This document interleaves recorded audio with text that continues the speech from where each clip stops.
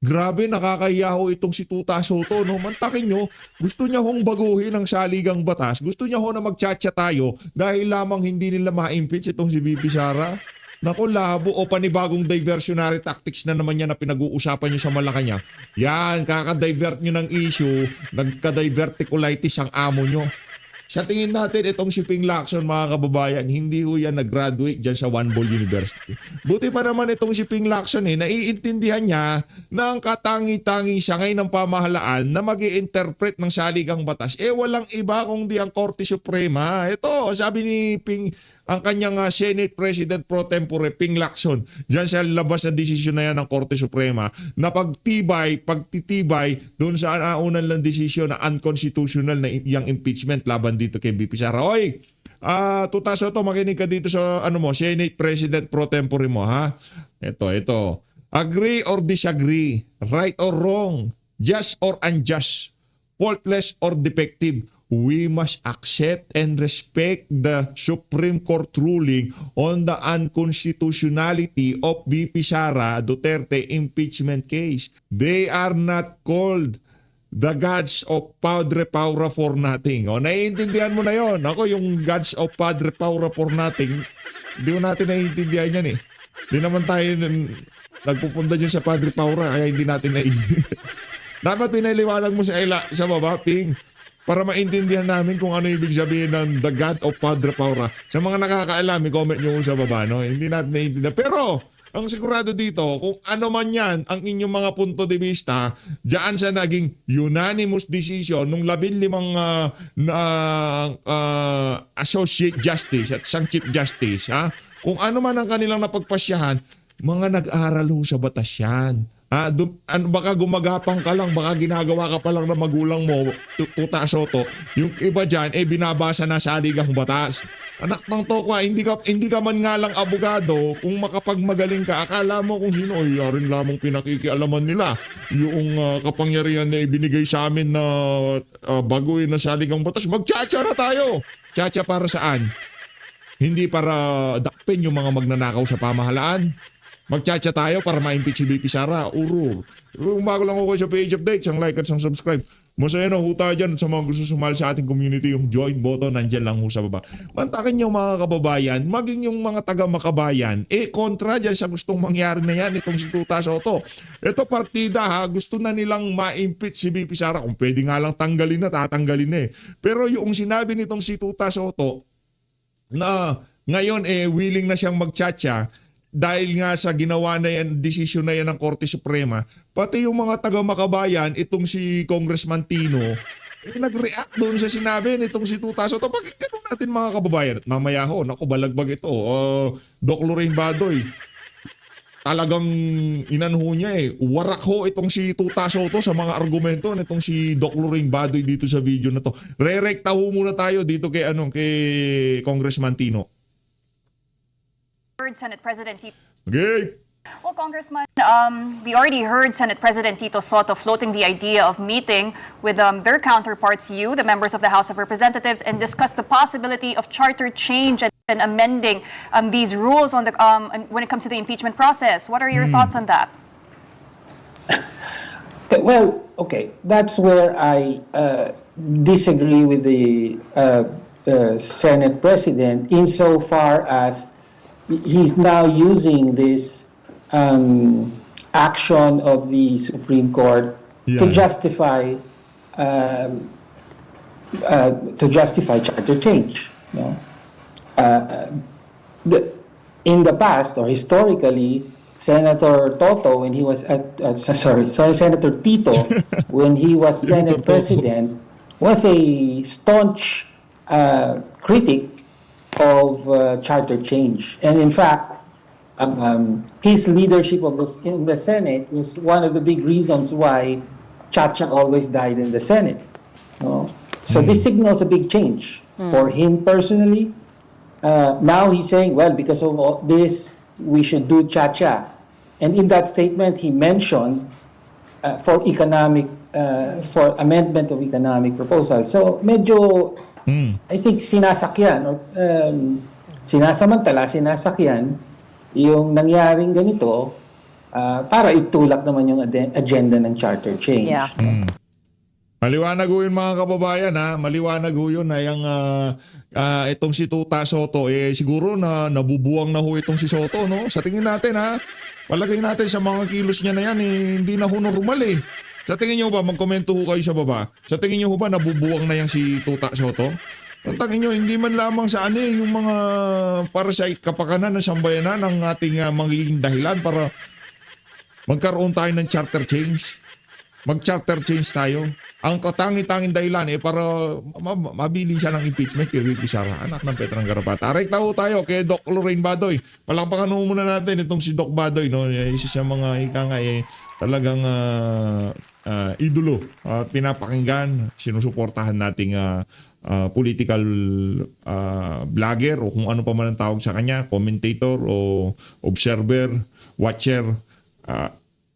Suportado ho natin yan. Panoorin ho natin mga kabayan. Parang for me, a political prostitute like that, he has just really unmasked himself further, no? And he given us even more reasons to believe that he's nothing more than a noontime show host, a political prostitute, a buffoon who has no respect for the Constitution. Parang it's really, for me, particularly galling to have to listen to him lecture learned men and women of the justices of the Supreme Court when he himself has spat on the Constitution that he says he's defending now, di ba? Nilelecturean mo ang Supreme Court justices, ikaw, one ball university ka na binaboy mo ang saligang batas dyan sa pagdedepensa mo sa pinakamalalaking mandarambong sa Pilipinas, di ba? So it's particularly galling to have to listen to this buffoon, no? Yeah, I agree, ma'am, no? Sapagkat napakabigat po ng implikasyon, bagamat bupols, may pagkatarantado na uri ng pahayag, pero dahil gamit niya ang plataforma ng Senate President, ang implikasyon po niyan na ang isang institusyon ng gobyerno na dapat ay nagiging balanse at nagiging daluyan ng demokratikong respeto at courtesy among branches of government, nagiging facilitator ng banggaan at tidwaan at ng disrespect. Yun ang punto namin ni Ma'am Lorraine. Kung ordinaryo lang siya na itbulaga, noon-time host show, kahit araw-araw niyang sabihin yun, effect. Pero dahil siya ay Senate President, bit-bit niya ang liderato ng Senado at hindi siya pinupuna ng kapwa niya senador sa kanyang kabulastugan, may effect po yun na ang pangbabastos niya sa desisyon ng Korte Suprema sa napakahalagang issue tungkol sa pag-interpret ng saligang batas at ang hindi pagsalaula at pag-abuso sa mekanismo ng impeachment ay isa pong pagpapakita ng hindi lamang kawalan ng respeto, kundi kawalan ng kaalaman sa relasyon ng gobyerno. Nakalimutan ba ni Tito Soto? Kami ni Ma'am Lorraine, hindi kami mga abogado. But you don't need to be a lawyer to understand the basic operations and principles of government relations and operations. Number one, ang legislative, ang executive at ang judiciary magkahiwalay, pero magkakadugtong ang kanilang function, pero hindi sila pwede mag-overlap. Pagdating po sa pag-interpret ng batas, pag-interpret ng mga desisyon ng anumang branches of government at pag-interpret ng saligang batas, only the Supreme Court is authorized to do that. Wala nang iba pa. So kung hindi kinikilala ni Tito Soto ang kapangyarihan at otoridad ng mandato ng Korte Suprema na mag-interpret ng mga akto, including akto ng Kongreso, na ito'y dapat na aayon sa batas, lalo na sa saligang batas, what will prevent Tito Soto na hindi rin kilalanin ang iba pang karapatan at respeto sa batas, kagaya ngayon, kinikilala ba niya na dapat bumitaw na at maglayas na sa poder si Marcos Jr. dahil nasa batas din po yan na kapag wala ng pagtitiwala ng taong bayan sa iyo, pwede ka mag-resign at dapat ipanawagan ka mag-resign. Instead, umaakto si Tito Soto bilang special agent, tagapagtakip, tagapagtabon, hindi po para sa kabutihan ng Senado at ng mamamayan, kundi para sa pagsulong ng kriminal na gawain na ang itinuturong mastermind sa pandarambong at pagnanakaw ay si Marcos at si Romualdez. Nagiging tagapagtakip siya. Nagiging spokesperson pa siya minsan ni Marcos. Nakakahiya po yun sapagkat he is using the resources. He is using the platform of the Office of the Senate President para mag-inganyo ng disrespect at ng krisis sa relasyon ng mga basic operations ng government branches. Kaya po ito dapat pinupuna. Kung gusto niyang maging tagapag-atake ng Korte Suprema, mag-resign siya bilang senador. mag-resign siya bilang Senate President at mag-apply siya bilang tagapagsalita o barker ni Marcos, katuwang ni Claire Castro. Then he can do that. But as long Barker as he is talaga. representing the Senate, Lanyag a separate yan. branch of government required also to balance and check the powers sa mga branches of government at dinidisrespect po Ang niya bihira, ang Korte oh. Suprema, ito po ay mahalagang punahin. Yan ang punto namin dito ni Ma'am Lorraine. Sapagkat mali, paluktot at delikado na payagan yan na umiral ang ganyang mga asta ni Tito Soto. Napaka-deplorable ng kalibre ng mga ibang senador natin, no? I really want to talk about that also, Eric, kasi kaya lang naman naging senator yan dahil sa Itbulaga niya, di ba? And that show, Correct, no, correct. that noontime show, that inane noontime show, I really blame on a generation that has dumbed down the Filipino people. No, honestly, one of the Personally tayo, hindi na tayo nanonood yan. Huling panonood ko niyang Bulaga na yan nung pang kay Maine at saka kay Alden. Tagal na noon. Hindi na tayo nanood yan eh. Yung marami tayong mga idolo dyan pero dahil nga dito kay Tuta Soto, ayaw na ho natin. Diba? Hindi na tayo nanonood yan. Kalukuhan na lang yan. Diba? Nagkaroon pa sila ng... Pero doon sa issue ng kung sino may-ari ng Bulaga, syempre, TBJ talaga yan. Diba? Yung mga ano dyan, wala namang karapatan dyan. Eh, sila talaga nagpasikat yan eh. Pero dito sa isa na to, tayo ika nga, kung maaari, wag na ho kayo na manood na show na yan. Manood na lang ho kayo ng PH Update. Kasi sa PH Update, marami ho kayong mapapanood dito. Diba? Marami kayong mapapanood dito. Nandito si Doc Lorraine. Diba? Si pangalan to, Kong Mike, diba? Attorney Vic. May live si Attorney Vic. Napanood nyo na ho ba? Mamaya panoorin natin. greatest things maybe I've done as a mother is my children don't know who Tito, Vic, and Joey are. But yet, Filipino children, no, on a daily basis, their parents invited these buffoons into their houses, no, by watching that, and it really has dumbed down the discourse na naging bobo ang Pilipino. Kaya biro mo, bobotohin mo yan, taga One Ball University. But again, no, demokrasya ito eh, no. Actually, Demokrasya. sila Aristotle, sina Plato, they really look down. I can't recall now kung sino yung Greek philosopher. I think it was Plato who looked down on democracy kasi parang you're being led by a group of uneducated people, no. So what Eric, okay? Are we okay? Tama, yeah, you're correct about saying that. So I'm Ibang saying, Plato. so I'm saying, no, habang nandyan tayo na we should really educate our people na ba't nyo binoboto yan? Bakit nyo binoboto yan? Bakit nyo binoboto si Lito Lapid na ang ginawa lang ay tumingin sa butike, 'di ba? Mas at saka sa mga smugglers pa, 'di ba? Bakit nyo binoboto yung noontime show host na yan? Na walang ambag sa ilang cycles na yan, ano? So 30 again, years talagang in the Senate, ma'am. Ilan? How long? 30. 30. Are you Oh, kidding 30. My God, di ba? So Kawawa really, Pilipino. no, it's really a reflection of who we are as a people, that we would have something. Like even Laila de Lima said, he came out with a post, no? Eric, she says, I'll Go ahead, read it ma'am, go ahead. Si Laila de Lima said, the Supreme Court's ruling rests on technicality. She's correct. Magagamit ito sa susunod na filing. Totoo. Still not a vindication. No, it is an amazing vindication. Wala pa ring nalinis na pangalan. Lalo ikaw. Wala namang nalinis na pangalan. Bakit nadungisan ba yung pangalan ni Inday? Nadungisan ang pangalan ninyong mga kayo na nagpapaniwala dyan. But look at the trust rating of Inday. Yeah. Diba? It is solid from the time she sat as vice president to this day. Yeah, wala pa ring nalinis na pangalan. Ikaw, anong pangalan mo? 'Di ba? Yes.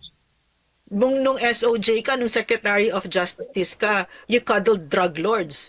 And Correct. you exchange sexual favors as well as financial favors with drug lords inside Kasi ma'am, BJMP. ang pangangabit niya, hanggang when she was sa Department of Department of Justice Bira naman, Secretary, oo. she was still in office. Na Yeah, inamin niya yeah. in national television na kinakabit niya ang kanyang driver. Siya mismo nag-amin in public television program. And Eric, Si anong yung mga Junel. driver, niya mayroon? hindi lang isa pati. Oo, no? Yeah. may iba pa siyang mga bodyguard, yung police sa Yeah. Senado. Mahilig kang ka ha? Lahat pala Pambira talagang si Laila, oo. nag-testify na pinapapasok niya sa kwarto niya.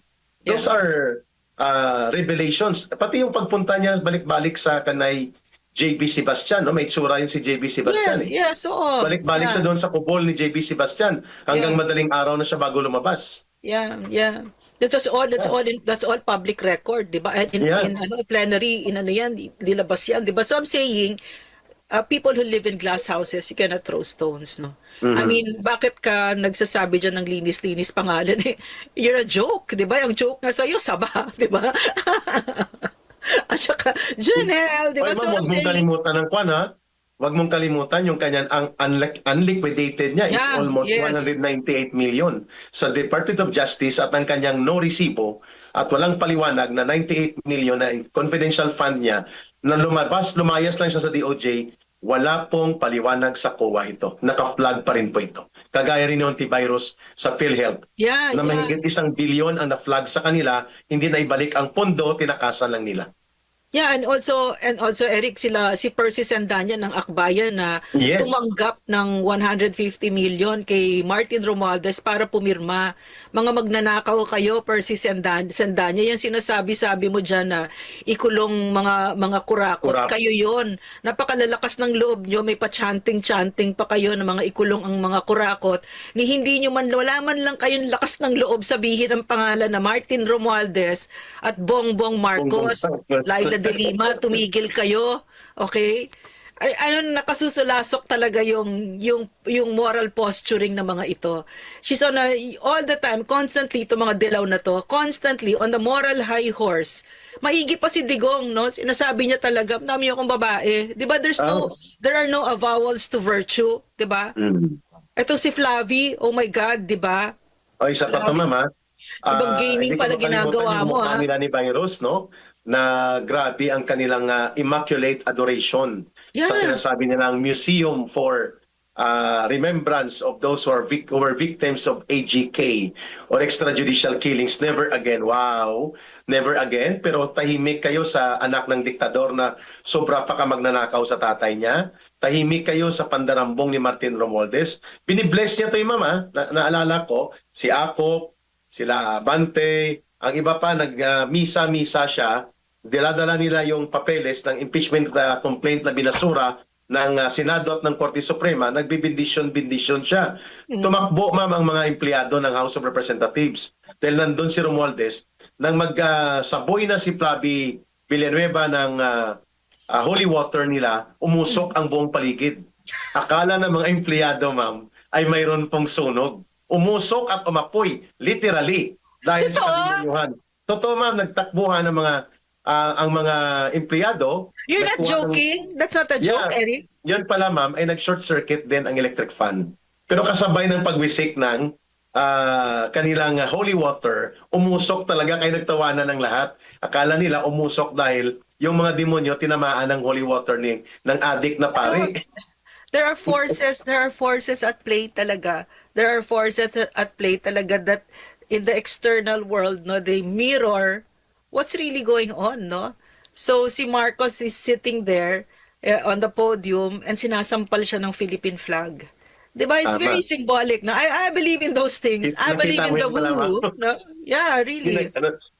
Yeah. I Speaking really... of Marcos, ha, buhanan kita ng reaction mo, ha. Bisita kahapon si Joy Belmonte, Mayor Joy Belmonte ng Quezon City. Marcos was nowhere to be found. He was never in Cebu. Hindi siya nagka-attend ng ASEAN Consultation Conference. Hindi rin siya nagpakita sa awarding of Outstanding City Mayor something award kay Joy Belmonte. Si Ralph Recto lang nandoon. Major city ito, mayor na alkalde ito, nowhere to be found si Marcos. You know, Eric, no, mga kababayan, sa isang demokrasyang maayos, no, dapat andyan na yung vice president. Siya na nagte-take over kasi obviously may malubhang sakit itong si Bangag, di ba? Kaya lang that administration was built on destroying Inday and making sure that she never gets anywhere near the presidency, 'di ba? So it will not happen. It will not happen that they will give the transition of power to Inday, no? I cannot imagine them doing that. So, dapat alam na natin 'yon, no? And we should act from there. We should act from there kasi the one that suffers is the Filipino people, no? Yesterday, ano ba 'to sa 3%, the growth rate of our economy is 3%, basta bumagsak siya. Apan yung GNP, Gross GNP. National Product. Yes, correct. Bumagsak. 3%, bumagsak Ng 3%. talaga, no? So, ang tapos we're going to have to brace for another one like that. Talagang bulusok ang ating ekonomiya. And these are not just numbers, no? Parang walang ibig sabihin nun, yung pinaka nasa baba ang maghihirap, nagugutom na nga. Andyan na nga yung mga numero off the charts ang hunger rates ngayon, self-rated hunger. Yes, Ibig mataas. sabihin nito, nagugutom na ang Pilipino. Alam niyo ba napakadali na problema ang hunger? Ay kasi ibig sabihin nun, papakainin mo, 'di ba? Ganun lang. Pero hindi ginagawa, lang nagsisilbi ng maayos sa gobyerno ngayon kasi ang gobyerno ngayon the entire government is being machinized to protect and defend Bongbong Marcos and to cover up for his crimes and to make sure that they hang on to power instead of serving the Filipino people. And what did I learn from PRRD? The poor, they only have government. No? Pag hindi nagsilbi ang gobyerno, yun ang nakita natin. Kaya dumami ang CPP, NPA, NDF. Kung kaya't kasi sa kanayunan, grabe yung, alam mo Eric, ng mga kababayan, nagtrabaho ako buong adult life ko sa mahihirap, no? Yan talaga ang advocacy ko. But when you go sa kanayunan sa bundok, it's a different kind of level of poverty na I've never seen. So sila talaga yung very vulnerable sa CPP na nandyan mga buitre nag-aantay yan na talagang sasabihin lang nila yung totoo. Ba't pa kayo maniniwala sa gobyerno? Lumaban tayo sa gobyerno, no? Tayo naman dito gusto natin pababain si Marcos in a peaceful manner, in the democratic processes, di ba? So, yun yung challenges sa atin ngayon, no? Yeah, mahalaga pong punto na yun, Ma'am Lorraine, na binuksan mo, that even if there is an apparent question on the severity and critical level of illness na mayroon po si Marcos Jr., ang epekto kasi niyan po, ma'am, mga kababayan, under the rule of law, sa saligang batas, he can be declared already as incapacitated. Kaya nila tinatago. May nagsasabi nga, Ma'am Lorraine, na these are speculations. Kasi nga gray, vague, malabo ang mga pahayag at walang full disclosure of information. Baka hindi lang ito diverticulitis. The way he is now being gone for 3 days, pabalik-balik siya sa ospital, baka may colon cancer, may liver problem, may kidney problem. Bakit hindi sinasabi at hindi na ipapakita si Marcos Jr. At that time na pinagdudahan ang health condition ni former President Duterte, sinagot ng Korte Suprema ang mga petitioner. We don't need to mandamus or order the President to come out. He is coming out every night, making briefing and telling the nation kung anong program niya. He's talking to the nation, he's talking to the people, at lahat ng schedule niya, nakikita siya openly. Ngayon, 3 araw na si Marcos Jr. hindi nakikita. This is already tantamount to a creation of a condition where there can be already the need for declaration of vacancy to the office of the presidency by due of facts na incapacitated to continue discharging the duties and functions si Marcos bilang presidente. At nagkataon, incidental lang po ito, pero hindi nila maiwasan na ang nakalagay sa saligang batas, it must be the vice president who is going to take over as the duly constituted authority to succeed the presidency in case of vacancy, either by way of death sang presidente, by way of resignation, by way of impeachment and conviction sa impeachment, or by way of incapacity due to serious illness. So si Sara Duterte talaga ang kinatatakutan nila. Kung kaya itinatago ang totoong pangyayari, ang totoong impormasyon kung gaano kaluba ang kalagayang pangkalusugan ni Marcos Jr. Your take on that views, ma'am? Yeah, yan yung challenge sa atin ngayon. And anybody who really loves our country and really wants our country to move forward, no, smooth transition, will really get into this, di ba? But we see that they're not like that, di ba? So, magkakaroon tayo ng krisis pag umabot tayo dyan sa punto na yan. Pero alam mo mga kababayan, Eric, no, ang problema kasi dito sa mga ito, hindi nila kilala si Inday. Si Inday nga, no, hindi siya talaga power hungry, and I would venture to guess, no, and it's an educated guess, is that if she sits in as president of our country right now, she's not going to go on a vengeful party. No, hindi revenge party, no. She will serve the people agad. Alam mo kung ba't ko alam? Kasi pag nag-uusap kami, sasabihin niya, I'll tell her something, na nagita naman ginawa ni Bangag, ganyan-ganyan. Kawawang tao? Paano yung ganun? Parang ganun yung isip niya. Ganun yung isip niya, parang siya yung tatay niya talaga na, paano yung tao, paano yung serbisyo, paano yung ganyan. Kasi nga siya, ang essence talaga ni Inday, na essence ng mga Duterte ay lingkod bayan, hindi siya politika at all. Hindi siya a politician, unlike her father was a politician, very si Inday kasi very straightforward, very ganyan, and ang gusto lang niya talaga magsilbi. Yan talaga ang joy niya. Alam mo yon, Eric, 'di ba? Kaya ka nga kasi iba yung joy na nakapagsisilbi ka. No, na nakita mo bumubuti ang buhay ng taong bayan. Hindi yan yung bola. Totoo yan, nakita ko yun kay Inday at saka yung capacity. So, napakaganda. Kaya lang I can't see it happening I cannot see it happening. No? So that's our conundrum right now. Pero ma'am, baka yung tinatawag na universal justice, tadhana na at pagkakataon at panahon ang kukuha sa kanya. The more that they hide the truth, the more that it will become worse and getting to worst.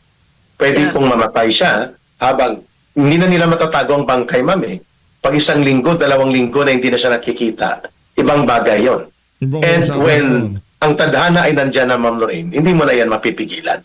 Kaya gusto ko pong kuhanan itong opinion mo, ma'am. Kay hapon, nagpahayag din po itong CPP Kamatayan Black Party List. Sabi nila, hindi pa naman patay ang impeachment laban kay Sara Duterte. There will be filing of impeachment complaint na ito'y pinaghandaan na at mananagot siya sa kanyang pag-abuso sa poder niya at sa kanyang pag-abuso at pagwalda sa pondo. Itong CPP, NPA, NDF, ma'am, alam natin na nagkakaroon ito ng calibrated alliances. Right now, may pitik sila kay Marcos, pero target pa rin lang durugin si Vice President Sara Duterte at ang Duterte political camp. Your reaction to this, ma'am, in our remaining 10 minutes na pagsasama sa program na ito, na sinasabi nila Teddy Casino na ipapa-impeach nila muli si Sara Duterte next week. Well, Eric, if there's anything that you guys, the former rebels, have taught me, is that may purpose lahat yan sa yung mga salot na yan, sila Teddy Casino, mga CPP na yan. And again, it's recruitment to always have an issue, di ba? To come up with lies like Inday is corrupt. No, she's so not corrupt. 'Di ba? So, para kailangan nila yung issue na yan. Na-clear na yan ng COA, no? Kaya lang kailangan nilang ulit-ulitin kasi wala silang makitang issue kay Inday. Kukunin nila si Bangag, kukunin nila si Trillanes, no? Yan si Madriaga, mag-iimbento like that. But again, no, what you guys have taught me is para may issue sila, para makapag-recruit sa mga anak natin at para makapagkuha ng No, so much better if you explain to us, Eric, what the method in this madness is. Mukhang yun nga mamang nangyari. They want to derail the real impeachment complaint against Marcos. There is a circulation of pictures right now ng special meeting ni Speaker Budjiti, ni Lisa Masa, ni Franz Castro, ni Teddy Casino, at iba pa mga CPP operatives. The way they did the meeting with Martin Romualdez 2 years ago. You meant pala the impeachment of BBM. Kasi man parang binargain. Yeah. Na ang target talaga nila, kunwari ipapa-impeach nila si Marcos para hindi lumabas na selectively against the Vice President. But the real target is the Vice President. Kaya i-dismiss ang impeachment ni Marcos, pero pagbibigyan ng impeachment complaint laban kay Sara Duterte. That's their game plan. Yun pala talaga kasi ang balakid talaga upang hindi naman umbalik pa ang Duterte brand of leadership. Na takot ang CPP, NPA, NDF at ang mga oportunistang politiko kagaya nila Ontiveros, nila Trillanes at De Lima na manunumbalik ang matino at matuwid na pamumuno sa gobyerno the way it was done before during the time of Rodrigo Duterte, ang balakid dyan ay ang pananatili ni Sara Duterte na very popular, na very Trusted. formidable as an alternative na magiging presidente either earlier of 2028 or in 2028. Kaya nila itutulak pala na kunwari pinapa-impeach si Marcos pero mali man at kulang ang impeachment kay Marcos na complaint, pero kay Sara Duterte maganda, ipapausad nila ang kay Sara Duterte, hoping that it will have traction at the Senate, Ma'am Lorraine. Eric, may sasabihin ako ha. Kasi ang ganda nung pagkakalatag mo, di ba? And all these years that we've sat together, no, with the LCAC and ganon, information was available, no, about the Yes. truth, di ba? We've divulged it to at a great risk to our lives, di ba? And it's not just us, no, it's the age of information is upon us. Kasi I want to point out something, kasi lagi natin pinag-uusapan yung mga corrupt na politicians, but in reality there are a lot of corrupt Filipinos, and I'm talking about bloggers who are paid by Martin Romualdez and Bongbong Marcos and Lisa Tama. Marcos to cover up for them, no, and for me, no, they are just as guilty as these plunderers and itong mga drug addict na to, covering up for them. Itong mga bloggers na ito na nagpapabayad kayo. There's a video of me, of supposedly me in a recording, no, na ako daw ay, it's supposed to be my voice talking to but it's obviously not me, no. So they're doing all of this, but let me just look at them in the eye. Nobody can ever say that about me. Na na binabayaran ako or may binabayaran ako. I will never get into any of that. I And vouch for that. Oh I yeah, vouch for that. definitely, no. Definitely. So ito yung gusto ko talagang isipin natin ngayon, yung mga vloggers na yan, mga putang ina yan. Kayo, Bayaran. kasama kayo sa pagwasak ng Pilipinas, kasama kayo sa paglunod ng ating mga kababayan, kasama kayo sa pagkamatay nila, pagsira ng mga bahay nila, pagkawala ng mga anak nila, kasama kayo dyan. At yung sumpa sa inyo, katulad ng sumpa sa mga pamilya nitong mga magnanakaw ni Marcos at mga nandiyan sa Kongreso, ganun din. Alam mo ba, na sinabi ng kaibigan kong Muslim, sinabi ng imam sa kanila, na 7 generations ang curse sa ganyan, sa blood money. I believe that. We only need to look at Ferdinand Marcos Jr. Who would want to have a son like that? I mean, not for all the money in the world. And look at the curse to FM Senior na nagkaroon ka ng anak na ganyan kasi magnanakaw yan si FM Senior. Tama. Sa dami ng ninakaw niya na pera sa Pilipino, yung anak niyang si Bongbong Marcos, kahit na gaano kadaming cocaine kaya niyang bilhin. So ngayon, naging drug addict siya. Na ngayon, sila Sandro Marcos, mga addict din. Na ngayon, meron kang asawa katulad ni Lisa Marcos na addict din. Kasumpa-sumpa ang mga buhay nila. And that's not just going to be for politicians but for you, bloggers as well. Yes. Nagpapabayad para sa ating bayan, winasak nyo din. I second the motion. At mama, hindi lang yan hundreds of millions ang ginagasto. Billions of pesos. I know. May mga bahay sa Ang lalaki ho ng mga sweldo ng mga yan, mga 500,000, 600,000. Yung mga vlogger, lalo na yung mayroong mga nanonood ng mga tag 20,000, mga 10,000, mga ganun eh. Pagka nag-use ka sa mga yan ng mga nasa 100,000, naku, million na ho ang binabayad ng Malacanang sa mga vlogger na yan. Mahal sasakyan na binabayad sa kanila, condo units na minimaintain. Condo, You're correct condo. about that, Ma'am Lorraine. At ako po ay wala nang maidadagdag dahil pinuntuhan mo na ang At tayo dito sa PH Update, wala na rin nung may daragdaga. So always, maraming salamat sa pag-support sa PH Update. Mag-ingat po kayo lahat. Palakpakan ho natin itong si Doc Badoy at itong si Ka Eric. Maraming salamat ho. Halin natin ang Pilipinas. Saludo, Doc Badoy. Mag-ingat ho kayo kung nasang lupalot man kayo ng daigdig ngayong mga panahon to.